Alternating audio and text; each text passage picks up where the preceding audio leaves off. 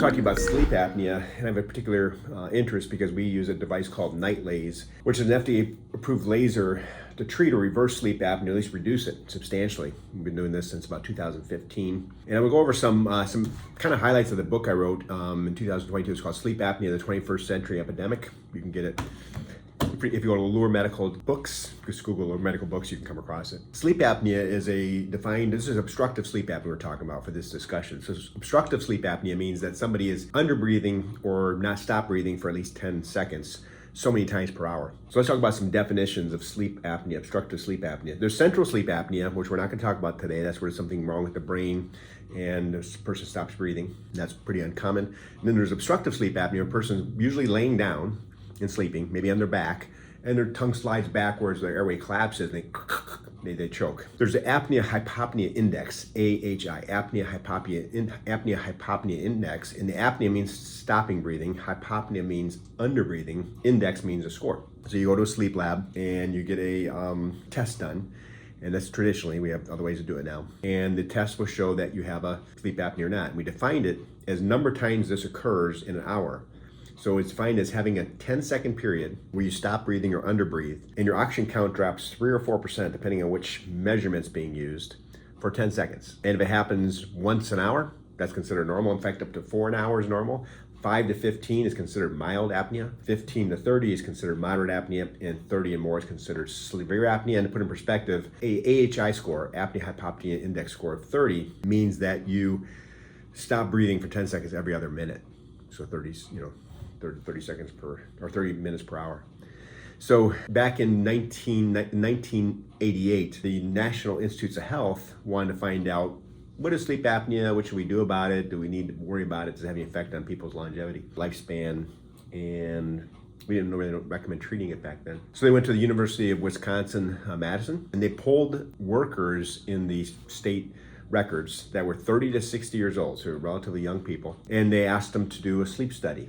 And they got about 1,500 people to do the sleep study. They had a control group as well. They did not get the sleep study. And they measured the incidence of sleep apnea based on an AHI, apnea hypopnea index, of 4% desaturation, 4% drop in oxygen for 10 seconds, occurring so many times per hour. And what they found is that about 25% of men, or 1 out of 4 men, had obstructive sleep apnea, and about 1 out of 10 women had obstructive sleep apnea. Now, since that time, there's been 2 newer studies done in other countries. We're not going to repeat that in America. Usually we do those type of studies once to establish incidence. Again, it was 1988. Other countries, Sweden and Germany both did one. One was called the Hypnolaus study, and the other was called the Ship Trend study.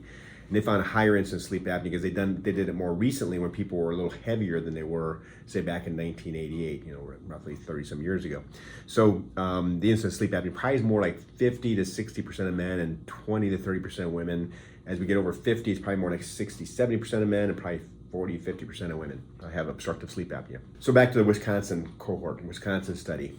So they did this study in 1988, and they gave the people results, but they didn't treat them or anything like that. And they put the study to sleep for 20 years. They went back in 2008 and looked at the death records. And what they found was that people that had a score over 30, in other words, severe sleep apnea, compared to the score under 5, no sleep apnea, no clinically significant sleep apnea, were 3 times more likely to be dead. 3 times more likely to dead. And the causes were cardiovascular death. Now keep in mind, they were 30 to 60, that means 20 years later, they were 50 to 80. And what's the most common cause of death? Cardiovascular disease. There's no increase in incidence of cancers that we could see. It was really a little early to determine if there was neurocognitive decline or Alzheimer's, because they weren't at that age, let's say. So 3 times more likely. Now, if they subgrouped down to the people who, there were some of those people wound up getting treated for sleep apnea because they tell their doctor and they say, well, let's try this CPAP machine. CPAP is a treatment for sleep apnea. It's a device that goes over your mouth and nose and helps force air when you stop breathing. When they separated out into people who did not get treated for sleep apnea, they were 5 times more likely to be dead of cardiovascular disease. And even when we adjusted it for other causes that might shorten somebody's life, like smoking, body mass index, obesity, hypertension, diabetes, they were still 3 times more likely to die. So that is an independent risk factor for death. In fact, it's postulated that if your score is over 30, you lose 6.4 years of healthy lifespan compared to somebody that does not have sleep apnea. Now, in the groups that had mild to moderate sleep apnea, they did have an increased risk of death, but it was not statistically significant. It means it's not clear if there wasn't enough people in that group to say they were more likely to die. Possibly, we don't know. Severe, definitely, unequivocally. Mild to moderate, it's not clear. So we really want to focus on people with severe sleep apnea, but people even with mild and moderate apnea, we do want to maybe address that because it's trending towards a 50% increased risk of death. That's significant. So back to the Wisconsin cohort, we established the incidence of sleep apnea was about 1 out of 10 women, 1 out of 4 men. And now we know it's probably much higher than that, maybe double for each, maybe 1 out of 2 men and 1 out of 3 to 5, I'm sorry, 1 out of 2 to 3 women. Those are, that's unknown. The Germans and Swedes, do they really have more apnea? No, probably because the study was done 10 years later, 20 years later when we were heavier. So sleep apnea is an epidemic and we're not testing for it. Interestingly, the US Preventative Healthcare Task Force, which is a non-government organization paid for by the government, recommends against routine screening for sleep apnea, something that can shorten your life by 6.4 years. The government's agency, it's a non-government organization, when they fund, recommends against insurance companies paying for routine screening for sleep apnea. Now your doctor can do a questionnaire, and if the questionnaire is positive and there's clinical significance to it, then they can order the sleep study, which is about $2,000 for your insurance to pay for it. So obviously they want to save money. But what's changed since then? Well, now we have wearable sleep apnea devices that are very inexpensive. The wholesale costs $100 for some of them. There's the WatchPat, like the word watch, P-A-T, pulse amplitude technology, P-A-T. That's a wearable device. It's kind of like an Apple Watch, and it has a sensor in your finger and one in your chest. That's one we use. Those cost us $106. So we sell those to our patients at our cost. They can get your insurance covered, but then you gotta jump through some hoops. It's just $100. And there's another one that's a more of a fingertip one that's reusable. That is maybe $300, but I think you can get a few uses out of it. We haven't used that one yet. I'm interested in it. And then there's going to the lab, which unless you have morbid obesity, atrial fibrillation, heart failure, emphysema, you don't need to go to the sleep lab anymore. You can do it at home with these tests that are adequate when you don't have those other conditions. So I think that these should be done at home, and we shouldn't have such a high threshold, for getting it done. You can just pay for it if you want to. Again, that's without insurance. That's a wholesale cost, about $106 for the WatchPat with shipping. So you can measure your sleep score, and if it's high, obviously take intervention. Now, what are the treatments for sleep apnea? The gold standard in the last 20 years has been called a CPAP, C-P-A-P, continuous positive airway pressure device. It's a mask that goes on over your nose or mouth or both. And when you underbreathe, it helps push the air in. And these have a very good tolerance for some people, but the majority of people are not using them because they don't tolerate them. So we look at what's the likelihood of somebody having sleep apnea and getting a diagnosis. It's about 1 in 10, maybe 1 in 5 if we're conservative at best. And what's the chance of them getting treated? 1 in 3. Take that together, about 6% of Americans with sleep apnea are being treated. 6% of people that have apnea are being treated. The other 94% either don't know they have it or they're not being treated. Compliance with CPAP is considered wearing the device at least 4 hours, half the week. So, and only 1 out of 3 people will do that. So we can accept the fact that this is something that a lot of people just aren't really accepting. Allure logo mug, Dr. Charles Smokes mug. Call 800, it's got the phone number there. So it's easy to diagnose, inexpensive to diagnose, you can do it on your own. And I'm really switching my thought from, we're kind of butchered by healthcare where we're thinking we can only do stuff that health insurance companies pay for to, you can do it yourself. And if you love yourself more than your money or possessions, then pay $100 and get a sleep study done. CPAP might be covered by insurance. There's probably some out-of-pocket costs around $1,000 to $2,000 a year. But it's generally covered if it's medically necessary. So let's take a step further than that. Cardiovascular disease. This is the #1 cause of death in America, remains so, even though we do all kinds of intervention. And we know that having a score over 30 triples your rate of cardiovascular disease. If you have a score over 30 and you don't treat it, 5x risk of dying of a heart attack versus somebody that doesn't have apnea. So let's address this. Now, we know that from science since that time. So Mayo Clinic did a review of Medicare records of people that had both sleep apnea and cardiovascular disease. And they found if they treated the sleep apnea, cardiovascular disease incidence went down substantially, hospitalizations went down substantially. They saved a lot of money. That's what they're looking at. Can we save money by treating this condition? The answer is yes. Patients more likely to live, less likely to have events to have a heart hospitalization, or less likely to have an event that leads to death. So we should be treating that. We look at Schneider Trucking. They did a white paper on this where they looked at looking at their truck drivers, which tend to be men, tend to be heavy set because they're in a sedentary job. High incidence of sleep apnea. About 84% of the men they tested had sleep apnea, so much higher than the Wisconsin cohort of 25%, or the German and Sweden cohort of about 60%. And they had their guys, they would pay for all their supplies and offer them CPAP. And they found not only reduction in preventable truck accidents, which these are sometimes 80,000 pound killing machines. They found an decrease in their hospitalizations. Healthcare costs dropped precipitously, less hospitalizations, and unfortunately, less fatalities associated with truck accidents. So cardiovascular disease is the big one. We don't know exactly the mechanism why obstructive sleep apnea increases cardiovascular disease, but it does. It's proposed that it could be because of decreased nitric oxide, could be stress in the heart, could be lack of deep sleep and the ability for heart to repair itself. Whatever it is, it's impactful because we know that sleep apnea is causative by strong observational studies, and treating sleep apnea reduces events. So we can say from evidence-based medicine, treat your sleep apnea to reduce your chance of dying. Treat your sleep apnea, potentially get maybe up to 6.4 years longer of longevity of health, of lifespan and health span. So those are really biggies. Looking at the big three causes of death, other than, I don't talk about the minor causes, the big ones are cardiovascular disease, cancer, and neurocognitive decline, Alzheimer's, per se. Sleep apnea doesn't seem to have a link to cancer. So that's what it is. It does have a link to other things such as obesity. So let's talk about obesity and sleep apnea a little bit. Right now we treated about 10,000 patients with these drugs called GLP-1 agonists, semaglutide, tirzepatide. For weight loss, been very successful with it. The patients have been very successful. We're seeing substantial weight loss. We're seeing more weight loss than in the clinical studies because our patients are motivated. They're paying for this medication. These drugs are generally not covered by insurance for weight loss, so we've developed a system where it's very, very affordable, and you can get onto it for a reasonable amount of money and lose weight that you want. But we are really addressing all the causes of their weight gain in the first place. So our patients they're obese or overweight. They want to lose some weight.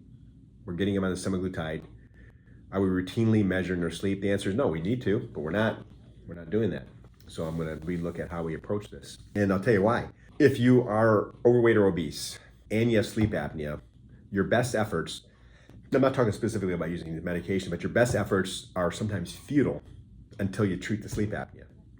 Now, the flip side of the coin is if you're obese and you do a CPAP machine, the weight doesn't just fall off you. Arguably, it might be something where you're not burning as many calories a night because you're working so hard to breathe. Now, there's no study saying that sleep apnea treatment puts weight on, but we do have studies showing that if you treat your sleep apnea, your ability to have weight loss effective, it goes up substantially. We also know that the canary in the coal mine for sleep apnea is this poor sleep, short sleep, poor sleep. And prior to, say, the 80s, we weren't measuring sleep apnea, and we could just measure sleep. So the Nurses' Health Study, which is done way before the 80s, looked at short sleep was associated with much higher incidence of obesity, much higher incidence of gaining weight, much higher incidence of even extreme obesity. And we look at studies looking at people specifically that have obesity that are on weight loss programs with sleep apnea. If they treat their sleep apnea, the weight loss programs are successful. If they don't treat their sleep apnea weight loss programs, really not that successful. So it's bidirectional. Obesity causes sleep apnea because there's more tissue in the neck obstructing the breathing. But the flip side of the coin is that if you have sleep apnea, very hard to lose weight without treating it. So I suggest if you're going on a GLP-1 agonists, the cost can be anywhere from a couple $100 a month, a couple $1,000 to $1,000 a month. Buy the WatchPat. Get a sleep study done. Ask your doctor about it, or come to us and get it. We're able to sell them at our cost, $106. I think they cost $98 plus shipping. So it's $106. You could probably go to an online telehealth, for about $200 or $300, which include a doctor's visit. We don't have a doctor's office visit for it. So if you're in Michigan or North South Carolina, you can get them through one of our practices, or you can go to a sleep lab if you want to. Your doctor might be more comfortable with that. And then there's other devices. Even I have an Oura ring. This is an Oura ring. It's got a little sensor. I don't know if you can see. Let's see. I'll hold this up here.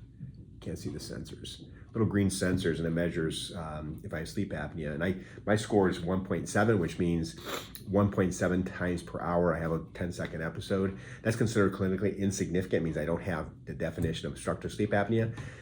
But if I'm up late or I have a bad night, or maybe I drank alcohol more than I normally would, I'll see some strikes on my Oura report in the morning that I had some episodes, maybe 4 in the night. That's okay. If you had a lot of them in the night, obviously you know you have sleep apnea. They're not allowed to give you a sleep apnea score because it's not FDA approved for sleep apnea. But we'll see that in the future where wearable devices are going to let you know. Getting back to the weight loss, if you're looking at losing weight, we might look at your status of your hormones. Low testosterone in men causes weight gain. Menopause in women causes weight gain. Sleep, clear association with weight gain if you have sleep apnea, obstructive sleep apnea. Past sleep apnea, let's talk about just longevity. There's not specific studies to define what I'm going to tell you. It's the other way around. We have observational studies. Sleep apnea is associated with a shorter lifespan, likely primarily due to the increased risk of cardiovascular deaths. That being said, untreated obstructive sleep apnea, 5x increased risk of heart disease over a 20-year period than somebody that does not have sleep apnea or somebody who's treated their sleep apnea. Estimate is about 6.4 years if you get your score from 30 down below 15. And that's, there's very few checks you can write for buying 6.4 years. I'd say, CPAP machine. In our case, we do the NightLase procedure. I talked about the different treatments for sleep apnea, and let's talk about what they are. We do the NightLase procedure, which is called a non-ablative laser. It doesn't burn things. It's FDA approved for what it does, and it shrinks the tissues, floor of the mouth, shrinks the tongue, opens up the airway, lifts up the uvula, makes the airway bigger. This has been studied pretty extensively, first for snoring. It was FDA approved for snoring and for the treatment for snoring in 2011. And about 5 years ago, doctors started studying it for apnea, which is just a next step from snoring. And we found we can also treat sleep apnea, open the airway up. So that's my favorite one, and it's not the best. It's as good as the other ones. I want to tell you that. It's as good as CPAP or the surgery or different devices. It's just one of the options. And with the NightLase procedure, we do it typically 3 times for most people, 5 times for people that are already on a CPAP machine because they have a softer airway, obesity, smokers, or COPD. And when we look in the airway, and it's very, very tight and score over 30. So those are the times we do 5 treatments, about 2 to 4 weeks apart, and last for several years. I did mine in 2015. And at the time, I'd never measured a sleep apnea score. My wife knew I had, she could tell me when you stop breathing. I was snoring a lot. I got an 18.5-inch neck, and men with an 18.5-inch neck, most of us have snoring and sleep apnea. And I measured myself. I did treatment back in 15. My snoring went down, almost gone. And then I started snoring again in 2022. And I did a sleep lab, which is a snoring measurement. And I was snoring about 30% of the night. It wasn't super loud, but it was enough to be aggravating to anybody, in the area. My kids could potentially hear it or something like that. And I did a sleep study, and my score was okay. I was not having sleep apnea, but I was snoring again. So I did another treatment 7 years later, and my snoring went from 30% down to about 9%, which is totally tolerable. Probably never be 0. We don't really see that. We usually see about 60, 70% improvement in snoring and sleep apnea scores. So that's the NightLase. That's our favorite one. Doesn't mean that I'm telling you to do that. I'm saying that's the one that we offer. We're not going to prescribe you CPAP. I'm not really familiar with that. Your doctor can work on that. So we're a NightLase clinic. CPAP, that's the device that goes over mouth and nose, continuous positive airway pressure. That's one that's most likely to be covered by insurance if you meet certain criteria. And that's been the standard care for years, about a 60, 70% reduction in sleep apnea score, just like NightLase. Next one is a surgery called Inspire. It's like a pacemaker device that goes in your right chest. Wires goes up to your hypoglossal nerve, and when you stop breathing, it stimulates that to open up. Generally not covered by insurance. It's about $40,000. Got some major morbidity or complications with the surgery, such as loss of voice. So we're not recommending that right now, but that's something that will come of age. And then dental appliances, which I'm the least familiar with dental appliances. I have friends in the dental world that they get a lot of sleep apnea consults, and there's a lot of times where the jaws is sliding backwards. They can put appliances in to make the person, that's something they're wearing at night to help them breathe. So you can see your dentist about that. And interestingly, the most common doctors to do the NightLase are dentists. This is a laser that it's called a Photona laser. There's different families of it. We have a medical one that does different things. But the sleep apnea machine also is something they use to cut teeth and stuff with. Different settings, maybe different wavelength in some cases. So those are the 4 treatments. Losing weight, that does help. It doesn't make it go away. When I had my snoring, I was normal weight. My body fat's always been below 10%. And I started snoring because I have a big neck and I'm a guy and I'm well over 50. So those are the treatments. Next step, so longevity, heart disease, neurocognitive decline. Okay, we didn't know this from 1988 and 2008 studies because the people in that group were not old enough to get Alzheimer's. So we wouldn't have known this. But later on we found out that people with sleep apnea are about 3 times more likely, untreated people with sleep apnea are 3 times more likely to get Alzheimer's. They also get on average 10 years sooner than their non-apneic peers. 3 times more likely, 10 years sooner. This is very impactful. When we look at, we're in the wellness business, we're trying to get people to live longer, and one of the horsemen is sneaking up on you is neurocognitive decline. And by the time you have it, that is clinically visible, sometimes it's too late to do anything about it. Early on, when your brain is deteriorating, we can measure that with MRI called neuroquantitative imaging. There's a clinic right here in Michigan that's doing it now, just started offering it. When your brain starts aging and it's early on, you can intervene.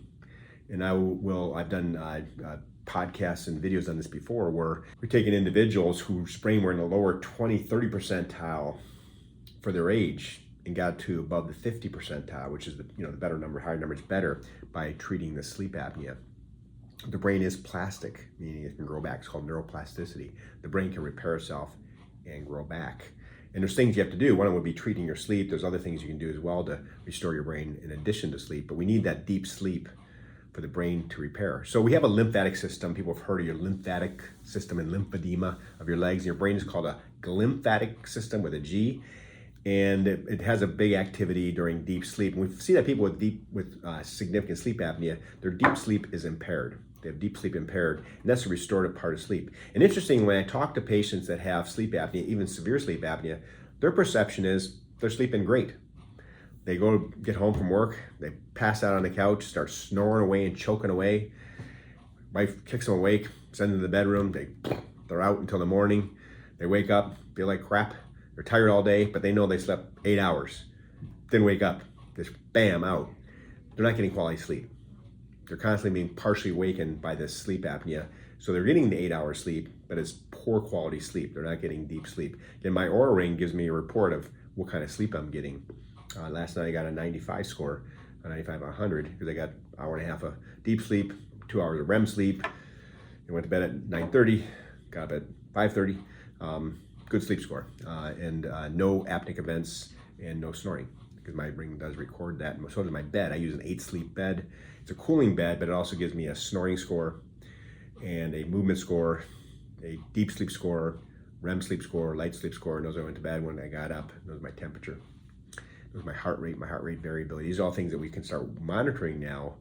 In my case, I'm using the 8 sleep bed because I want to increase my deep sleep, which as we age, it kind of shrinks a little bit. My deep sleep was bumping down to about an hour a night. I went about an hour and a half. When I got the 8 sleep bed, that went right up. And even when I'm not sleeping on it, it stayed high. It's very interesting. So I travel a lot. My deep sleep's been pretty good for about a year and a half since I've had the 8 sleep bed. I have the mattress cover, not the whole bed. I remember it cost me, I think it was about $2,000 or so. I saw on Joe Rogan at one time had a code to get a discount, and so did Peter Attia on their podcast. You can look at their podcast, see if they still have it. I paid full price market. I didn't know they had them, but that's an opportunity to get a discount on it. It cools the bed down, and so I get the bed. It's like when you get in bed and you turn your pillow over, you get it cool. It's about that cool. It's not a cold bed, and I have a heavy blanket on top of that, and just get better sleep. Don't wake up as much. Sleep is very important for longevity. Okay, getting back to neurocognitive decline, got off track a little bit. 10 years earlier, 3 times more likely. Sleep apnea being people that have early signs of neurocognitive decline, if they have sleep apnea, we treat it, it slows down the rate of neurocognitive decline better than any drug. And these drugs cost a fortune, and we're not testing these patients for sleep apnea. Maybe because when you have neurocognitive decline, they might not tolerate the CPAP mask because they have some degree of dementia. When it's advanced, they will definitely not tolerate it. So you want to catch that early and turn that around. But in terms of benefits for Alzheimer's disease, there are no drugs thus far that are working as good as treating sleep apnea, should they have, which most of them do.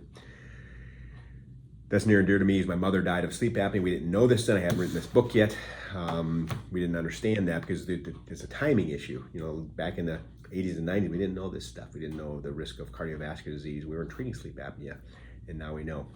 So now that you're informed, you really have an obligation to yourself to do it. And if your insurance doesn't cover it, what do you love more? Yourself or your possessions? Okay, you can't take them with you. Love yourself.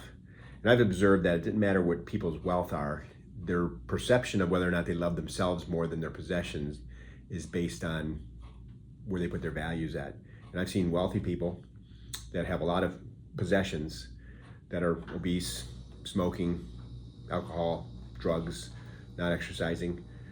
And I've seen people that are of modest means, that are taking care of themselves, they're exercising, trying to eat healthy, and they're taking care of themselves.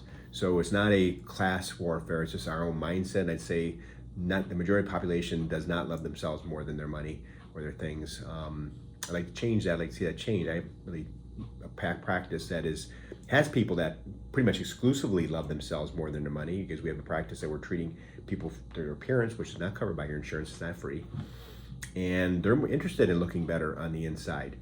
And a good place to start, is with your sleep.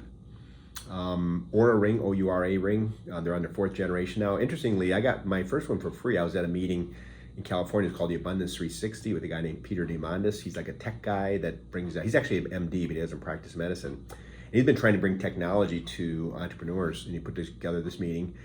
And the guy that invented the Oura ring gave them out to all of us. There's about 300 or 400 people in attendance, and we were the first version. And back then, the battery lasted about 2 days. And after a year, it didn't hardly last at all, so I bought a new one. And it lasted about 3 days or so. And I saw there was a new one out, the version 3. My old one's still working, so I gave it away and I bought the new one. It lasts like 3 or 4 days and gives you more stuff. And I see they have Oura 4. My daughter was telling me that they can predict when you're going to have your baby. If you're pregnant, she was pregnant, and or it sees change in heart rate variability, but it does do well with sleep. Now, I've heard people criticize it. One of my friend, Bob Whitfield, he's a plastic surgeon in Austin. He was saying, oh, the Auras are a piece of crap. Well, no, it's not. There's better stuff. But a breathing ring that this size, it does pretty darn good. So I'm pretty impressed with it. And there's other devices that might be better. I mean, Oura is, I think, the king right now. I'm shocked that somebody like Apple didn't buy them. The Apple Watch, I haven't used it at night. Mine sits on my charger at night. I use it for exercising. I know that some of these watches do have sleep and the sleep 8 bed. This is measuring your whole body, so it's very accurate. It does help with sleep. There's a little pump that pumps water into it, and I really can't hear it. I mean, if I pay attention, I can hear it, but it's that low in the background that's quieter than most refrigerators, about the size of a PC case, like a personal computer case. So it sits behind my nightstand, and it has a little pump, and I don't feel the tubing in the bed. I can feel the coolness to it. I gotta tell you, the company, they supported. I bought one, and after about 3 months, or maybe 6 months, it stopped working. And my assistant wrote them a letter saying, hey, this stopped working, and they checked into it. Yeah, it's not working. They shipped us a new cover. And I think it was after a year maybe, so it wasn't even under warranty. That they took care of it. They stand behind their product. Very good one. So the Watch Pat, WTCH Pat, P-A-T, Pulse Amplitude Technology. We have for $106. That's our current price, I believe. That's our cost. You can go online and get a telehealth visit. I've talked to some national telehealth firms. I think they charge like $300 or $400 for the visit and a couple tests, so you can get your score. Some people don't want their scores known by their insurance company because it might raise their insurance rates or might affect their health insurance rates. Well, then just get a Watch Pat and just don't bill to your insurance. Just pay for it. Then the insurance company doesn't know. We don't run this through insurance, so your insurance company won't know. You won't lose your ability to get health insurance and life insurance, because the insurance companies know that if you have apnea, you're not treating it, you're going to live shorter. Therefore, you're not the best risk. So apnea is something I'm very passionate about. Again, go to my website, Allure Medical Books, and download the book Sleep Apnea in the 21st Century Epidemic. It's not that big a read, about 100 pages. Try to make it so you can kind of buzz through it. And I basically took the science that based on 22, I wrote this in 2022. I took the studies based on basically cardiovascular disease and neurocognitive decline, and kind of try to explain it in such a way that somebody that's not a doctor can get their head around a pretty good understanding of the importance of this. And an informed patient is a healthy patient. because you can take action. And I bias towards people who are informed because our patients are motivated to be healthier. They're motivated to look better on the outside and the inside. So I thank you very much.